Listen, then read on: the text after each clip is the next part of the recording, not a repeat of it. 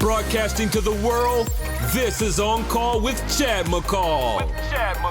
In our show, we bring you inspiration, strategies, and insights on how to start, grow, and scale your business. It's drastically changed my life. The show is so informative, I just love it. It's honest. It's helped me grow as a person. Real talk about life, lifestyle, society, and living limitless. Learning from the top influencers across the world, along with industry experts, authorities for you to live your greatest life. It's time to level up. I'm ready. I'm ready. I'm ready. Here's your host, best-selling author and mentor, Chad McCall. Welcome to another episode of On Call with Chad McCall, where every episode, my goal is to make an impact in your life and your business. I have unscripted and never rehearsed conversations with powerful guests in all industries. They share their experiences and tips that have changed their life and their businesses. Season 3 of this podcast is full of CEOs, influencers, and experts that will give you real advice on how to grow. Today, I'll be calling a former television news anchor, reporter that dedicated her life's work to telling other people's stories and giving them a platform for their voice to be heard. She left the news industry and started over in life and became an entrepreneur, and these are the stories that I love to share with you. She found her way to sunny Southern California and entered the exploding digital marketing world where her skills in on-camera presence and branding and social media and storytelling were all really needed by many new entrepreneurs and seasoned business professionals. Anyone listening, if you're a business owner or just getting ready to start a business, hang tight for an awesome episode. Today, I'm calling a powerhouse consultant, coach, speaker, and trainer, Molly Trotter.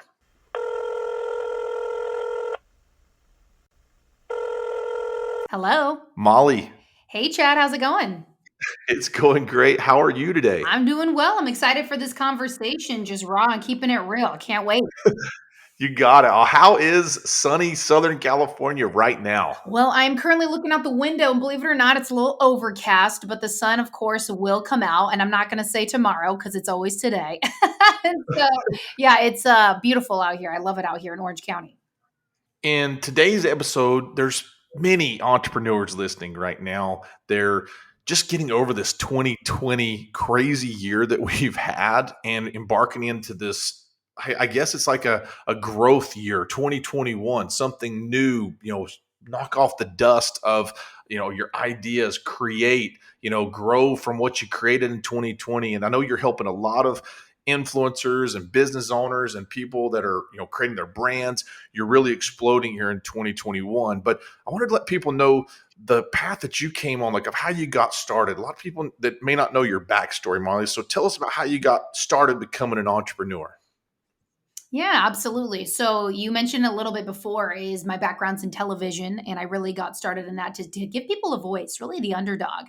Television could be such a powerful medium, and I say could be because we all watch it now, or maybe we used to, and we know it's just depressing. And they really focused on a lot of the negative stuff. So whenever I would try to bring something a little bit more lighthearted or just positive, they're like, no, not like that. I brought in too much personality. No, not like that. And I'm like, this is crazy. So I eventually, about 2 years in, was like, you know what? I don't know if this is going to be my forever move. I don't think I want to build a full legacy around this. So what I did is I actually got a taste of entrepreneurship and network marketing. I've always been a fitness buff. I got into some nutrition and fitness products and just made sense to share it with other people. So it gave me a taste with some really great mentors of what entrepreneurship could be like. And then I just really propelled forward. I'm like, oh, this gets addicting. I was like, I love being able to set my own hours, do my own thing, and really be able to just give back in the way that I want to, not for somebody else's agenda, not for somebody else's business. So I eventually, I created a nutrition and fitness coaching business outside of that a couple of years ago, then closed that down. Really wanted that to be more of like a hobby rather than getting paid for it, because the back and forth of people wanting to get in shape, then they want to back out and get in shape. I was like, this is crazy. So just started using a lot of what I was doing on the back end, building brands on social media for myself, small businesses, individuals. And then, like you mentioned, got into the digital space, really when I had that look, that long, hard look, I'm like, oh my gosh, the digital space is so huge and it's still really untapped, even at this time. I was like, that I have to be in there. So it really propelled me from when I was in the news, getting really good at building brands on social media and social selling to where I am now. Who knew this is what I would be getting into? And now I'm a part of a company where we really focus on service based entrepreneurs really being able to build their visibility and their brands or businesses online. So, for people that are looking to hire that team that can take care of the back end stuff like copywriting, integrations, techie things to really be able to get them moving and bring in more leads, that's the company that I've helped build. And I love it because it's still putting the same message forth of helping people share their story with other people. This time around, though, it's in a more positive way. Well, you said something very interesting. It's like um, business owners, like when you were saying, "Hey, I wanted to change that, fitness, business that I had because people want to get in fitness, they want to get out, and all." It's almost like there's a lot of business owners and people that are entrepreneurs that are the same way. A lot of people sitting on the fence and they want to get in business, they want to get out. They're struggling with, I want this stability, I want this W-2. But then there's other ones that are like, I want to do my own thing. It's very important you mentioned that. Now you're a voice for people that want to go and do their own thing and creating a business around the technicalities of having some of those things done for you, like copywriting, like service-based entrepreneurs, because a lot of people get caught up in the technicalities of it. And I think that's what keeps them from really starting and living their passion and living that ultimate life. That's what you've kind of created just by you mentioning the fitness world, where you're like, well, you kind of notice that. And it's almost like in everything in network marketing, people get in, they get out, they taste this entrepreneurship side, in everything that we do. And I think 2020, now that we're into 21, I think it made a lot of people really change the direction. Like, if, it's going to eliminate a lot of people, but it's going to create a lot of people that can go out there and do something because they were forced to change, because a lot of people don't have the same job anymore. The world of, work has changed so much now. And I think people are being forced to make a shift. And what do you think about that? Like right now with that 2020, it's almost like a good shift. What's your business doing for people that are been on the fence and are forced to make a change here in the new year? That's such a great question. I'm such a fan of the pandemic in that sense where it really gave people, okay, here's a good reality check. Where are you at? What have you put all your eggs? Where are all your eggs? Are they in one basket, multiple baskets? Where are you at? A lot of people with network marketing, for example, I think it's a beautiful industry. You just get a lot of people that get spammy and weird about it and not relatable. So people are like, eh. But in 2020, people are more open to it because they're like, okay, look, I'm going to be buying these products anyways. Might as well go, create an extra revenue stream from that. In our business, though, we're out of the beginner stage, if you will. We're more into people who are in the six figures and up, 6, 7, 8, 9 figures. And so they already have something established. So we're not in the startup phase anymore, which is a lot of fun to not be in that phase, just because you have people that are really serious about, okay, I know what it's going to take. I got to have this kind of mindset, these kind of finances, make these kinds of moves in order for this to happen. So I love being in that space. But I also love talking to beginners as well, because it's like, look, choose your hard. You could either go work for somebody else, do their thing, barely get a raise, or you could literally get paid every single day. And sure, as an entrepreneur, a lot of people, when they get into it, they see, okay, you don't maybe get benefits, or your income is fluctuating up and down. But what I've seen, to your point, in 2020, now 2021, there is literally no reason why people shouldn't have more than one or two streams of income. There's so many ways you can make money. It's not even funny. Clean out your closet and go sell things on OfferUp or Craigslist, or go deliver food, or drive an Uber, or create services online, monetize your information, which is in the space that I'm in. And I'm seeing so many people do that through membership sites, for example. Monetize your information at a lower price, show people what you're about, and then that's an easy sell to a higher ticket offer.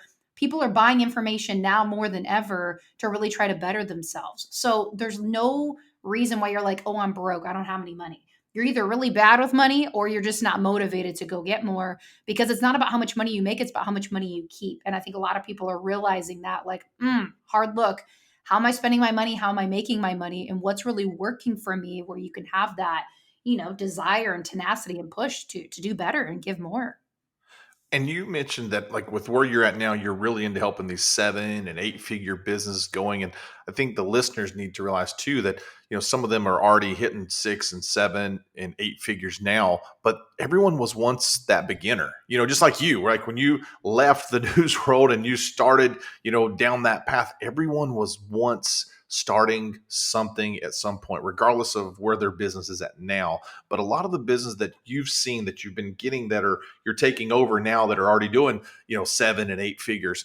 What are some things that you're noticing, Molly, that those business owners like that they have? Like there's a common characteristic, I think, from those individuals that are doing it and that have made it happen and things. What are some of the things that you notice that is a similarity with those business owners? Two words that come to mind, they have vision. So they have either themselves or somebody in their business that's a visionary, and then you have delegation. So you have a team. So the visionary part is you have to have somebody in the business, whether it's you if you're starting it or somebody else that has the vision that can project and really see forward, not just right now, but see the bigger picture, moves they need to make, having a bigger vision, thinking ahead. I know in our business model, there's no real team out there that's doing what we're doing at the capacity that we're doing it, of being able to bring on a team of 5 for the salary of one person to really take care of the back end of things, because we make it a one-stop shop. There's nobody in the industry that we've really seen that have done it the way that we do. So we kind of had to build the plane in the air, so to speak. As we're flying, we're just trying to build it, as we're going, right? So you have to have that visionary. And my business partner, Adam, is an incredible visionary person. So there's that really helps people progress forward. Secondly, you got to delegate. You have to be able to bring on a team. And that's the space that we're in, is bringing on a team that can really take care of the things that aren't your zone of genius, aren't your expertise. Bring on somebody to do social media, bring on somebody to do data entry, put up your podcast, whatever. Yes, it's going to cost money, but how much money does it cost if you're going to take an hour or two to do that? What's your hourly cost compared to what you could be pouring into your business? A lot of people get stuck on, oh, I just want to take care of it. No one's going to do it like I do. I don't want to pay for that. When really you're holding yourself back. And we share with people all the time, hey, focus on the 1 to 2 things that you just kick butt at, really just zone in on that, and then hire out the rest, because you will never progress forward if you don't learn to delegate and then just be flexible on how they do things. It's not going to be perfect all the time.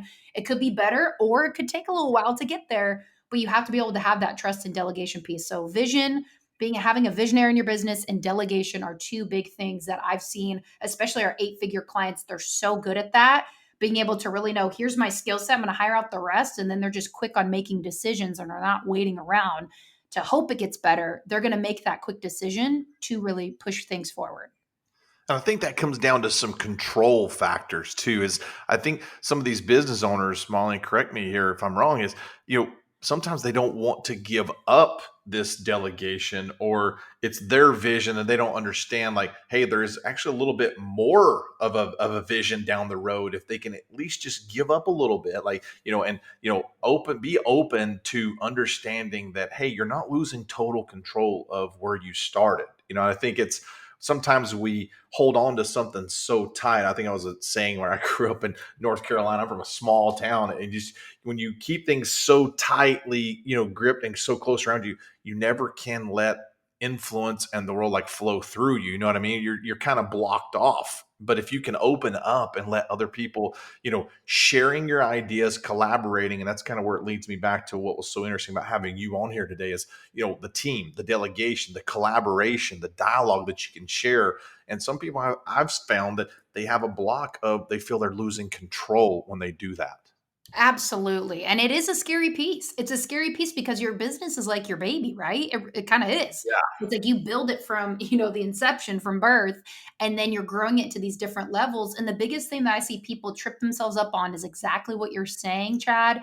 They don't want to delegate because they're scared. They're nervous. They don't want to give that up to people. But then they also don't give their vision, their dream, enough breathing room and enough, of a glass ceiling to really raise it up. Of, what if I had that team? When I have that team, I'm going to be able to reach a bigger audience, more impact, bring in more income, which is going to be able to allow you to give more to other people and free you up in so many different ways. So the delegation and the team part is just so important. And once you can learn to let go, and once you really look at the people, if you even bring it back down to this point, If you look at like Oprah Winfrey or Grant Cardone or whoever, Gary Vee or whoever you want to look at, your bigwig of how do they do it? They don't do it by themselves. They have a ton of people on their team, but they had to start just like everybody else starts by themselves, learn the process, and then be able to delegate through. And like social media, for example, I was in social media consulting for a long time, and I still do that from time to time because I love it. And I tell people, you get to learn, not that you have to, but you get to learn how this process goes if you don't have the money to hire somebody, because then you won't know if somebody's doing a good job or a bad job because you have no idea what's happening. Just like investments, you'll have no idea what's happening if you don't educate yourself. There's a level of education that you have to do in the beginning before you delegate out to really have at least a grasp and an understanding how things are supposed to go, and then take it to the next level. Okay, I get it, but I don't want to spend my time doing this. How can I find somebody that I know, like, and trust that can educate me on how they can make this better than if I were to do it myself? So the team part is important, but also educating yourself to find the right team is even more important, Chad, because we have had so many people come into our business that have been burned anywhere from like 2 to 4 times on average, tens of thousands or hundreds of thousands of dollars. And it kills us because it's like, all you had to do is really ask the right questions and make sure that you were educated on the front end, so you don't have that burn, that like sting of like, oh man, I tried and this is my dream, but somebody just took me for a ride. And that's so common out there in the world of getting started and educating and building, is so many people have taken the wrong step, and they've learned from that step. You just said that, and I think with what you're saying, if they'd asked the right questions, that leads me to something really powerful for everyone that's listening today. I want them to hear your opinion on something that in one of your other podcasts I'd listened to, I really enjoyed, is you talked about clarity, like getting clarity on something. I think if someone understands the clarity of their business, where they'll ask the right questions, so they can kind of limit the chance of getting burned or getting into the wrong situation that's not best for their business right now. What would you advise anyone here if they wanted to gain a little bit more clarity, if they're a seasoned pro or if they're a beginner, how to get clarity on their business, what their messaging is going to be, and maybe that relates to branding? Explain what clarity on what their business or what their goals are going to be. What would you say? Absolutely. I mean, clarity it's the biggest piece too. And a lot of people want to rush that piece when it comes to their business. And the clarity piece is really number one, take the time. Take the time to really be able to find somebody who has what you want that can really help you move forward. And even if you're not at that point where you want a team, then take it back a few steps and be like, okay, what is your impact look like overall? What do you want to accomplish? What do you want to do? Because if you don't have that clarity piece on what you're doing, who you are, and who you want to serve, then it's going to make it 100 times harder to share or sell with anyone. And they're going to feel like they're being sold rather than being, given this information that's going to help them move forward. There's a difference between sharing information and being able to bring somebody into your program and then trying to sell them into it. And a lot of people are smart. They don't want to be sold. So the clarity piece right there, you really have to understand, okay, why are you doing it? Who are you serving? And what are you trying to accomplish at the end of the day? What's the end goal here? And that's for the beginners. And a lot of people need to sit with that and take that time. And I'm not saying take a ton of time to do it, but be smart with your time. We all have the same amount of hours in the day. So you have the days that you have the hours that you work, the hours that you sleep, and then you have that extra 8 hours that, okay, what am I going to do with this to really be able to get clear on who do I want to serve? Like what's the result that they're going to get? Because people want results. They don't want hype. They don't want words. They want results.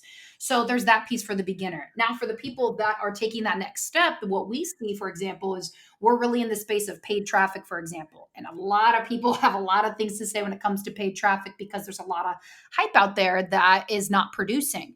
So in that space, we have to take a step back, and we always put ourselves in somebody's shoes when it comes to giving them clarity of, okay, if we were them, what would we be thinking based on what the temperature is out there online? A lot of people are getting burned. They're being fed, a whole bunch of lies, and they're not getting the results that they want.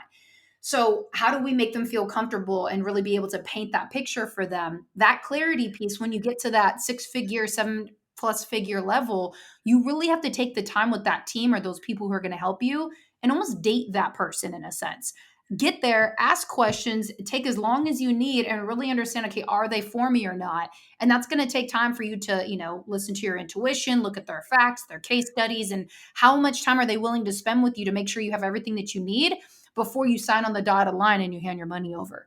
A lot of people are like, okay, well, pay me this and then we'll get started. Or they just overpromise and underdeliver. I see that constantly, but they're not taking the time to educate. And that's a big part of why I love what I do and what we do at our team and our company, just because we take so much time educating people so they really know whether they're going to be our clients or not. They're educated on what does it look like time wise, price wise, effort wise, and then they can go compare that to other people. But they'll know how this team made them feel and took their time of like, okay, here's everything from A to Z. And most people don't want to take the time to sit in that. They want it. They want it yesterday. They want to hurry up. Let's move on. And I hate seeing that because that's where you get burned. And so there's a lot of hype out there, as we both know. And I just want people to take a step, take a breath, and really ask yourself, would I even want to be around these people? Would I even want to go to dinner with these people? Are these people really who they say they are? Do they have the social proof, the EQ, IQ, LQ of the type of people I want to work with? It's so much deeper than just, do I like them or not? No, you got to have that proof too, because that is really important. Those results really speak for themselves. Paid traffic. Some people that are listening, they're doing it. Some people aren't. Some people are scared about it. They're going to come to, and let's just say I'll be, a person saying, Molly, paid traffic. I'm not a celebrity. I don't have the influence like I don't have the brand like your Russell Brunsons or your Tony Robbins or your other influence out there and your Gary V's. I'm not that name. I'm not a brand yet. Is paid traffic really going to be good for me if I don't have a big audience or presence right now? What would you tell someone?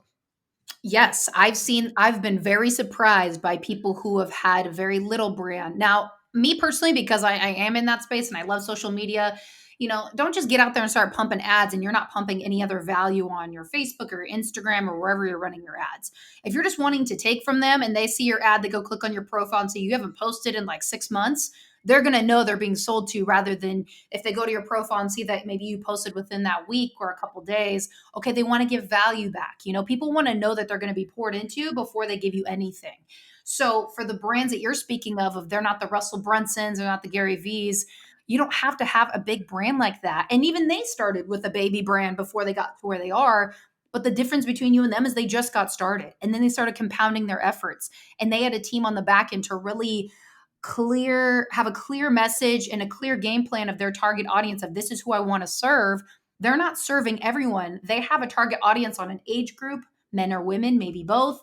And maybe here's the income demographic or the industry demographic, occupation, whatever that may be. So the team on the back end really can help use words and aesthetics and graphics and different designs to really be able to draw people in, whether that's through picture design or video, to help appeal to the audience that you want to serve. So again, you do not have to have that big brand, but I'm a huge proponent of don't just sit out there and put an ad out there so you can just, bring people into your program. Take the time to give value, share posts, share insights, share things that you're learning along the way, because people love following the journey too. And that makes you a relatable person on top of the program that you're serving to help them, scale in their life or their business on top of that. Like it has so much more of a deeper root there. Does that make sense? Yeah, yeah. And I think with some people, they may be scared of being the personality. And I think sometimes that if you look back to some of these brands, the individuals that people are resonating with, like they're better now on camera than when they first started, but they still were able to build. And coming from a reporter like yourself and a news anchor, I think some people are going to be scared to be, they think that everything's going to be off of a camera or a video or doing things like that to build.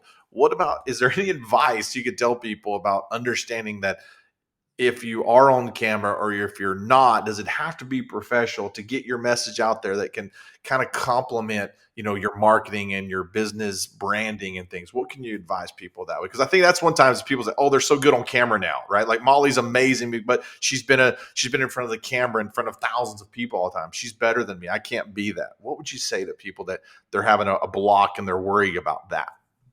I love that you asked this question because last year in 2020, I finally jumped into being an on-camera coach for confidence and clarity, because I saw a lot of our clients and I had other people literally beg me, can you please, I want to hire you. Can you please jump into this based on my experience?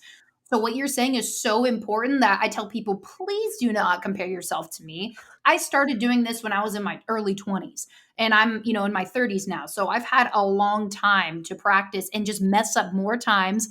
I have fallen on live television, almost cussed on live television, tripped over my words, like all the things. And I've done that in front of way more people. But what I'm seeing now, what's different than from back then, is people are totally fine if you have a little mess up, a little hiccup, and you show that you're human. They love that. Why? Because that's going to be like, oh, okay, great. Like if I ever decide to do this, I don't need to be perfect because Molly messed up a couple times and people still love watching her. I mess up all the time. And then I poke fun at it. Like I'll record videos, put them on my Instagram story. And I remember sometimes where like I almost wanted to re-record because my hair was super messy or my lipstick was halfway off or something weird. And I was like, you know what? And I go on there and tell them, I'm like, this is a teachable moment. I almost re-recorded because my lipstick was halfway off after eating lunch. But I'm like, you know what? That's relatable. Like, who cares? Like, that's not part of the message. And if somebody wants to pay attention to that, that's on them. But you're going to attract more of your tribe of people, the more authentic that you are. So start messy, but just get started. And you said that authentic, be yourself. I've always told people it's you be yourself, and that's going to have so much more social currency is what I call. I don't know where I just came up with that. It's like it's social currency you get from Yeah. people by being yourself. Absolutely. That's so good. And that's what the power of social media really is. It's like you get the opportunity to show up every day however you want or to not show up at all. So when people want to come on and be like, oh, I need to build a business, I have no following. I say this in probably every podcast, every keynote speech, every anything is your story is meant to be mentorship to somebody else. And even if you have one follower, you have influence over that one person. So Oprah Winfrey didn't start with, hundreds of thousands of people. One person saw her. She had influence over that one person. And now she is to where she is today. Same with Grant Cardone. So many people want to just start with the clout metrics, as I like to call it. But I know people that have millions of followers or hundreds of thousands of followers on Instagram or across social platforms, and they're making no money and no real impact. And it's all clout. And they have no real engagement with their audience. And that's the sad part is people just really aren't there to engage. They're just there to take, and here, buy my thing, blah, blah, blah. And they don't give. And if the more you give and people see that, like, dude, this person's real. Like they're showing up all the time, like they see that this person really cares to nurture those relationships. So then they're going to be that much more willing to possibly purchase something from you or at least give a recommendation and a referral. And this is such a true statement. It's like your network is your net worth. And you're like one person away from having $1 billion network. You never know who people know. And if you build that rapport and really care about people, they could refer one person to you that could change your entire life. Now, let's talk about a network quick. Like you mentioned it earlier, you're part of an awesome group, the Dream Factory. Tell the listeners what the Dream Factory is and how we can find out more information about how to work with your company for the 7-figure, 6-figure, 8-figure people that are listening right now. Tell me a little bit about the Dream Factory. Yeah, absolutely. So you can check us out at dreamfactoryco.com, and you can even request a demo and just say that you heard me on this podcast. And the Dream Factory has been around for over 8 years, and it really came about because we saw in the marketing space how just the lack of integrity and education that people were putting out there. And that's what I've been talking this whole time on is educate yourself. The integrity piece is so huge, and we are tired of seeing people being burned. And basically everybody that works in our company has been burned at some point. We're over that. So it's really being able to be like, okay, here's a way for you to be able to grow what you're doing, have a team on the back end. The value prop on the front end, as far as the education, mapping out an A to Z game plan before any money is exchanged, really shows people that we're really in it to serve them and help them. And we're not going to ask for anything unless it's a good like fit for both. So for those coaches out there that are really looking to get their visibility out there to more people, because I tell people all the time, there are like a big number of people out there looking for what you offer right now online. And you just have to be more visible for them to find you. So our team, like you mentioned, Chad, we have a team of copywriters, ads managers, funnel architects, designers that are able to build everything, build out all the wording and the aesthetic on the back end so you can look great on your webinar or your ads or in your funnel so people can go through that and really get to know you and your mission and what you're all about. And so we love that because, again, people don't really understand when you have a team behind you, you can scale this to be so much bigger and take things off your plate that you were never wanting to be an expert in the first place.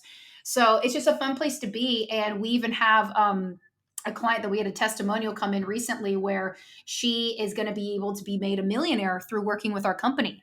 And we love being able to breed millionaires. When somebody is going through our company and they've been able to maybe create, 100K, 200K when they're coming in, and then they're working with our team for, it just depends on how long and what they have going on, but she's going to become a millionaire through working with our team. And that's so cool because that's such a big milestone for people in business, and we just love seeing them light up, right?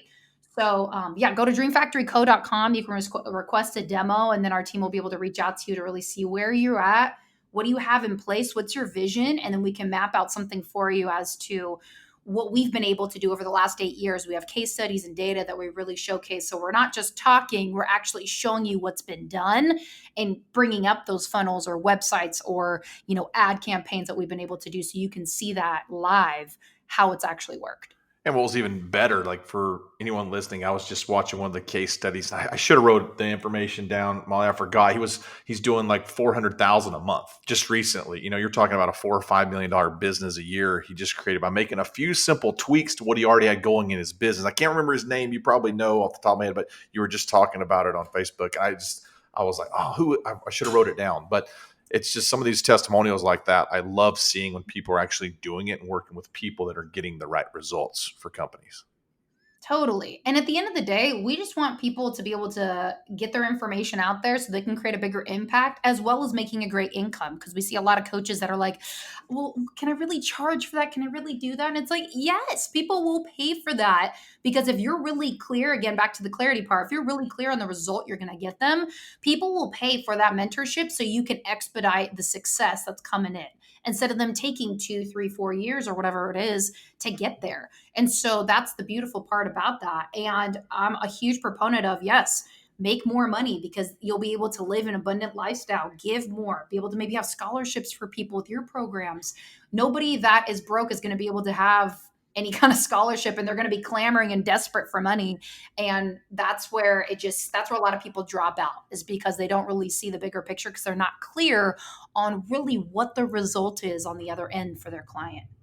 And so for anyone, dreamfactoryco.com, check out Molly, her team, and all the crew and see how their business maybe can align with yours. So Molly, thank you so much for all the powerful information and the tips and tricks and your story. Thank you so much for sharing today with everyone. I really appreciate your time. Yeah, well, thank you, Chad. This has been great, and I just love the raw, off-the-cuff conversation. You're an amazing interviewer, and I really appreciate the time. This has been awesome. Well, you're not off the hook yet. I got to ask you my top 3 questions before I let you go. Are you ready? I'm as ready as I'm going to be. All right. Now, if you were to look down what you're working out to today or what you were listening to last, what would be playing on your playlist? Oh, goodness. Actually, I have a Clubhouse. I'm not sure if you guys are on the app Clubhouse that I've been listening to. And this Clubhouse every morning is always like, hey, if you could, for example, they have different topics, but if you could give advice to your younger self, what would it be? If you could really being able to help you dig and then give revelations to other people. I started getting into that, and I've been listening to that lately because I thought listening to music while I work out in the morning at 6 a.m. is the move, but listening to other people's revelations and then the light bulb moments go off, I mean, it's just been phenomenal. So it would be a Clubhouse group that I'm a part of. Awesome. Next thing, what is your favorite movie? My favorite movie, man, I always get so much crap for this, or people just don't really understand, I should say, is 7 Pounds by Will Smith.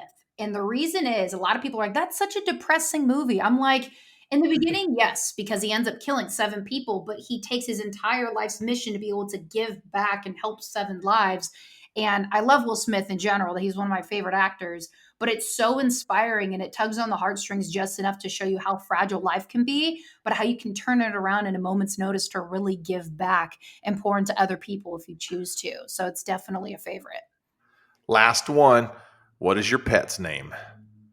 I don't have a pet yet. I've been asking my husband for a dog for quite some time. So I do not have a pet at this moment. And so kind of a sensitive topic, but we'll get there. So I'm definitely wanting a French bulldog. So that's going to be in my future, hopefully sometime this year. Oh, and I have a French bulldog. Kind of funny that you mentioned it. And his name is Hugo. Oh, that's so cute. Man, I follow so many Frenchie pages on Instagram. It literally kills me every time I see them. But I'm Oh like, yeah, there's, and mine has his own Instagram page too, Hugo the Boss. I love it. So great. Now, your husband hears about this. He's definitely pinned down to get you a pet, a French Bulldog, especially. We definitely are dog people, so it's only a matter of time. Got it. Well, again, Molly, thanks so much for your time. I really appreciate you today. And listeners, be sure you check out Molly Trotter at dreamfactoryco.com. And don't forget, Molly, you're always on call. Thank you for listening, and we hope you enjoyed today's episode. Don't forget to subscribe, and remember, friends, you are always on call.